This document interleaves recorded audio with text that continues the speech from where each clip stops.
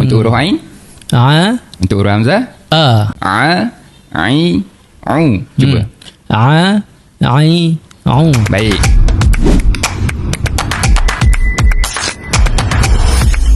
Amma yatasaalun.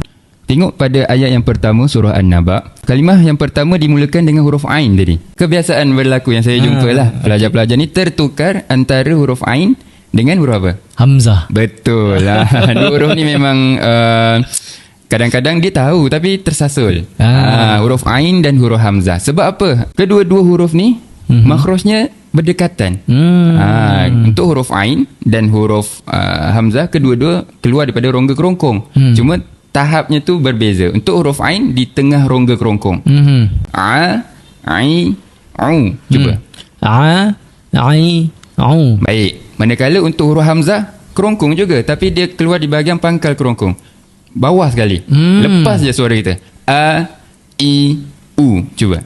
A, i, u. Baik. Kita dah dapat bezakan. Untuk huruf ain, a. Untuk huruf hamzah, a.